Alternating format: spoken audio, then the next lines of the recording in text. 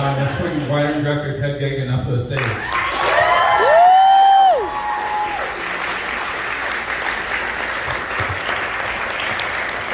Hi. Thanks for sticking around. I feel obligated to mention that I went out for a breather at one point in the movie because this movie does not lend itself to pee breaks. As I saw a bunch of people, like when it was over, they were all like, it's over. I thankfully, having watched the film 3,000 times, was able to do the pee break. But they made a drink out front called the Brooklyn Sour, so I was just really happy. So I'm drinking. This is the first time I've ever had a drink named after a movie I made. So clearly that's the award. Here's the rest of it. I had a drink named after a movie that I made.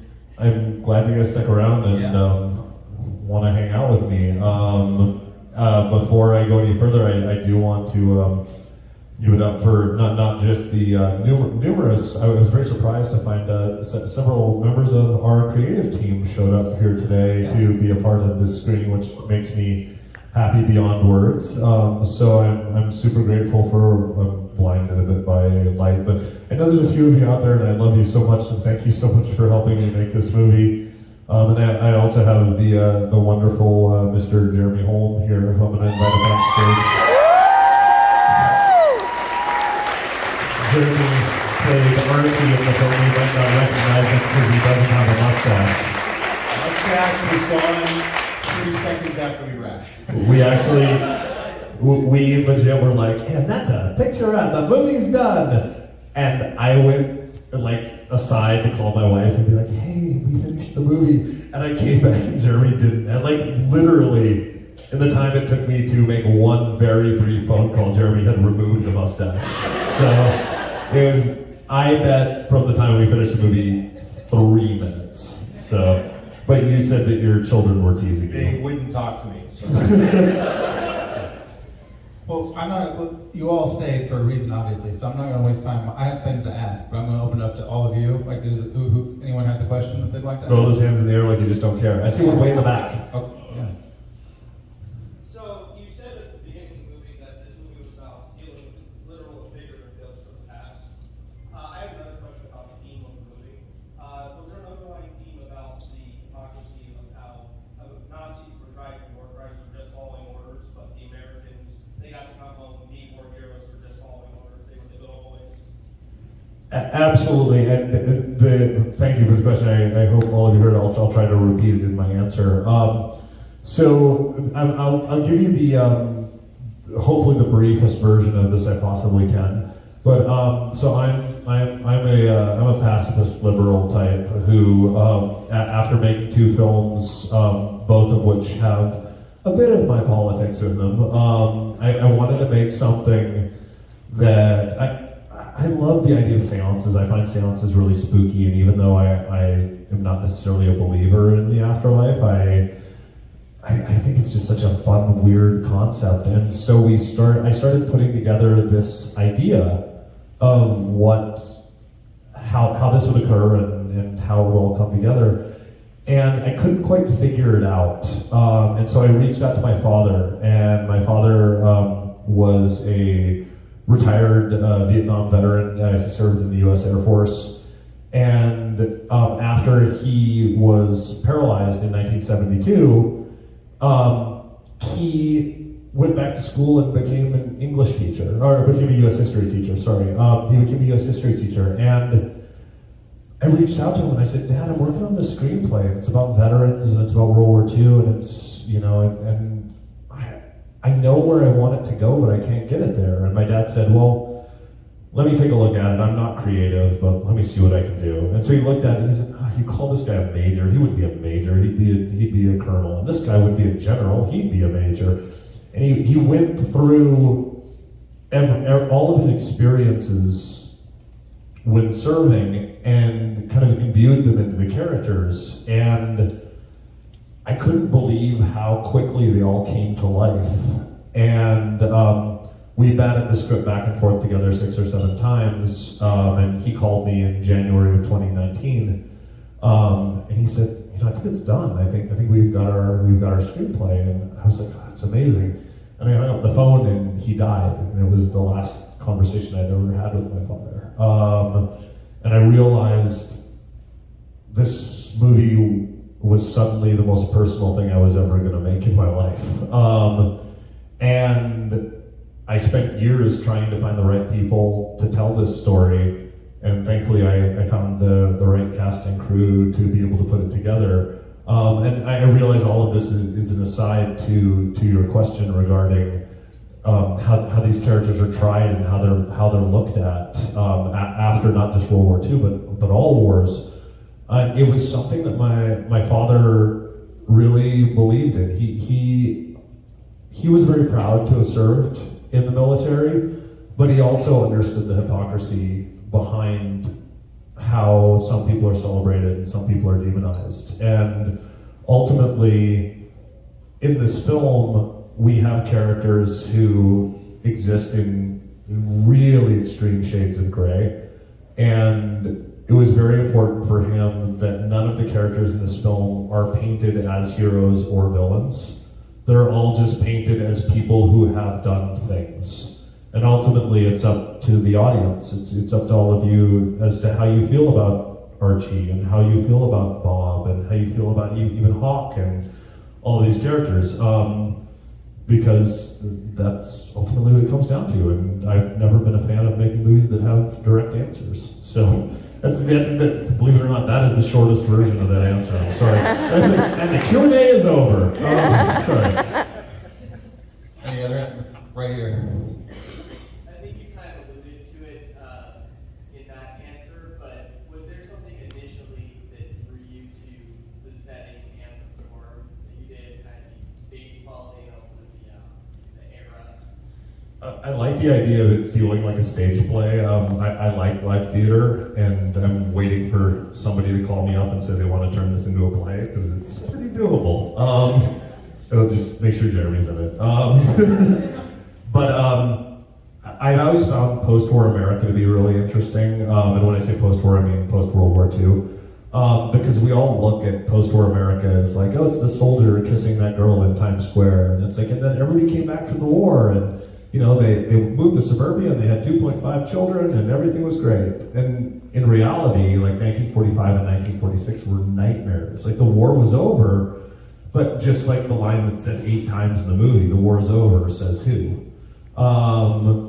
It's not. Suicides were at an all-time high. People were absolutely destroyed. It's not as simple as people just coming back from war and going, I did this crazy thing, or I experienced this crazy thing. Time to be normal again.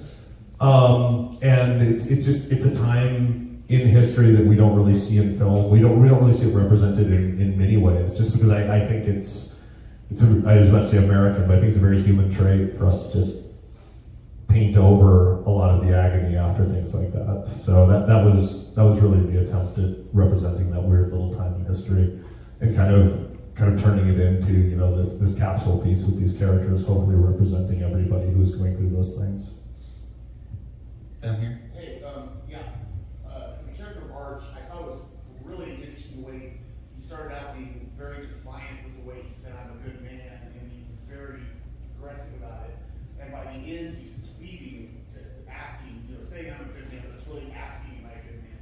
And I assume that was the conscious choice. I just want to compliment, I thought the transition of the character from the first minute he walked on the screen to the very end was amazing, and how my perception of it changed. How good is this guy? Thank you. Really, it's really good writing, telling the text and analyzing the text. But really what it is, it's a great crew. All the crew are here. The Line Film Company. It's a fun out for them. Every frame looks beautiful. To get a performance like that, it doesn't matter if you're even an above average actor, that's how I think of myself, slightly above average. It doesn't matter if you have a great script, you're slightly above average. If you don't have a set, a director that's confident, a set that's clean, a production that's well managed, you cannot do good work. Even to make a movie is miraculous, right? But to make one that's fun to watch, that's interesting, and I guarantee you, all will have dreams about this movie because that's the kind of movie that it is. I think I've seen it 4 times now, and even though I was in the movie, every time I see it, I'm struck by something else. Tonight as I watched, I was thinking about the war in Ukraine that's happening now, and the war crimes that are right now occurring. And these people are on the people that are committing those crimes and victims of those crimes are on the other side of this history. Story. Yeah. This history. It's repeating itself. We keep doing it. So it's worthwhile to consider that and maybe have a beer. It's been something that in all of my films, the 3 films I've directed, all of them have been period pieces.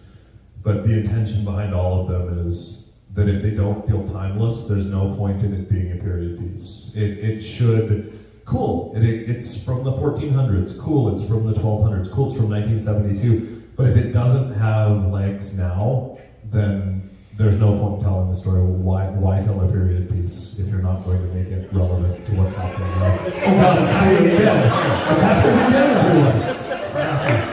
Now I'm being corralled toward the middle. There we go. Oh my God, a little red light appears on my head. Somebody tell me. One last question. I'm going to ignore this. Let's, right here in the middle. Did you write each character to symbolize like a different struggle with a different war throughout history? It kind of seemed like each one kind of had their own thing, and Bob especially seems very recent. Yeah, so the characters don't necessarily represent different wars throughout time, but they definitely, the attempt was to represent the different sort of archetypes that are involved in wars. And that doesn't just include soldiers, it doesn't just include generals. It includes people like the character of Bob, who, you know, even though he's in the military, even though he's a pencil pusher at the Pentagon, he's still a part of this. And Bob in particular, the intent behind that character is he is the audience proxy. He's watching all of this bullshit unfold. And I hope that as you guys watch it, you're like, oh my God, these guys are ridiculous. Oh my God, the shit they've done. Oh my God, these people are so bad. And then by the end of the film, you're like, I'd probably pick up that gun to save my spouse. Or I'd probably or maybe not. Maybe you're like, Bob's just as bad as everyone else, and I'm now looking at all of these characters in a different light, or the same light. He's, in a weird way, like he's, this, I won't say supporting character, but he's this side character for a lot of the story that ultimately kind of ends up being the linchpin for everything that occurs. And what Marla's gone through, what Hawk has gone through, all of these characters through not just World War II, but World War I. It's just like, the intent was just to show the varying levels of trauma that war inflicts on us all. And again, as someone who has not served but comes from a family that I'm very proud of the fact that my father and my grandfather fought for my freedoms to make silly shit like this movie. It's very special to me, but at the same time, I think that it bears putting under the microscope.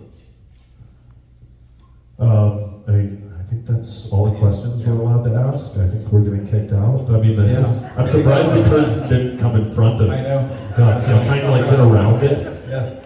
My microphone's got great low. But one more thing. So the wonderful Jeremy Holm has.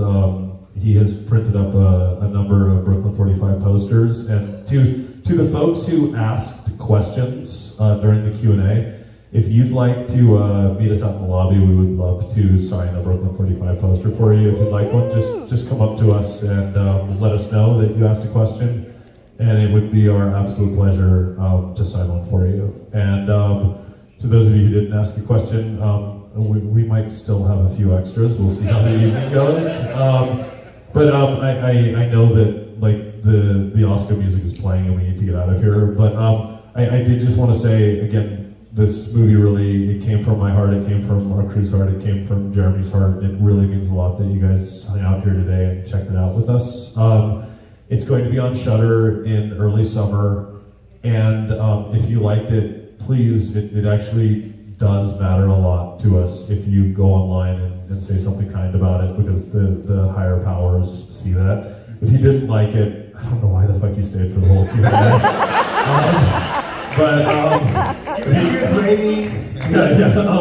Just I guess the whole message of this film, just be kind. Thank you to Pentecost, thank you to Technically, Jeremy. I asked a question. I just have to say. And you asked the question, so you get another poster. Thank you all. Take care. Thank you so much for coming.